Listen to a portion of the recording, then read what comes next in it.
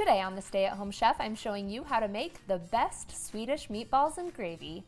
I loved when my mom made this dish growing up. I loved it when I ate it in Sweden. The only time I haven't loved it is trying it at IKEA. But let me tell you right now, this is way better and super easy to make. The meatballs start with 1 pound of lean ground beef, and I'm using a 93-7 mixture. You'll also need 1 pound of ground pork, or you can use a country-style ground pork sausage. In case you didn't know, a country-style pork sausage is just a super mildly spiced ground pork. You'll also need half a cup of panko breadcrumbs, 2 tablespoons of Worcestershire sauce, 1 large egg, then half a teaspoon each of ground allspice, ground nutmeg, salt, and black pepper. And then we're gonna stir this all together, and you can do that with a spoon or a rubber spatula, or you can use your hands. You will have to get in there with your hands eventually, because next up it's time to shape the meatballs. Now you can make this in a skillet, or you can bake these in the oven. It's just a matter of personal preference. I'll give you the instructions for either on my website. Use a spoon or a scoop, and you want to make little 1-inch meatballs. Place your shaped meatballs onto a plate or a baking sheet if you're going to bake them. Keep on going until you've used up all of your meat mixture. The important part is just to keep them all roughly the same size. I ended up with 32 meatballs. If you want to bake these, it's super easy. You just pop these into a 400-degree oven for about 25 to 30 minutes until they're cooked through, or you can make them in a skillet on the stove. Get about a tablespoon of olive oil heating in a skillet over medium-high heat. Then we'll add in our meatballs, working in batches so we don't crowd the pan, and get these cooking.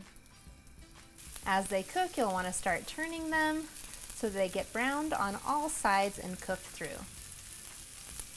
I like to turn them early and often so that they kind of hold their round shape a little bit better. Once they're browned, remove them from the pan so that you can cook the rest of them up, and we'll finish cooking these in our gravy. If you're uncertain and worried about whether or not you can cook these all the way through in the skillet, baking is always a great option. Once you have all of your meatballs cooked, remove everything from the skillet, and we're gonna make our gravy in the same pan. Melt a 1/4 cup of butter in the skillet.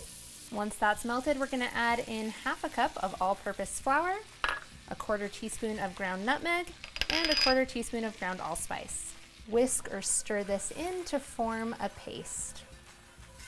Let that cook for about 2 to 3 minutes, and then we're gonna slowly whisk in 4 cups of beef broth.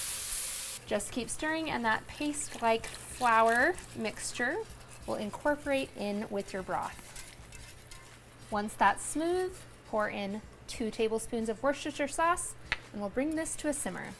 As it starts to reach a simmer, it'll thicken, and then you can season with a little bit of salt and black pepper to taste. I'm using a 1/4 teaspoon, but you should do yours to taste. Just as it comes to a simmer, reduce the heat to low, and we'll add in 2/3 of a cup of sour cream. Stir that in until combined, and then that's it for your gravy. All that's left to do is add your meatballs back in the pan. We'll let these simmer in the gravy until they reach an internal temperature of 165 degrees Fahrenheit. While these are finishing off, it's a good time to make whatever you're gonna serve this over. Traditionally, you'd use mashed potatoes, or in America, they like to use egg noodles, or you can even serve this over rice.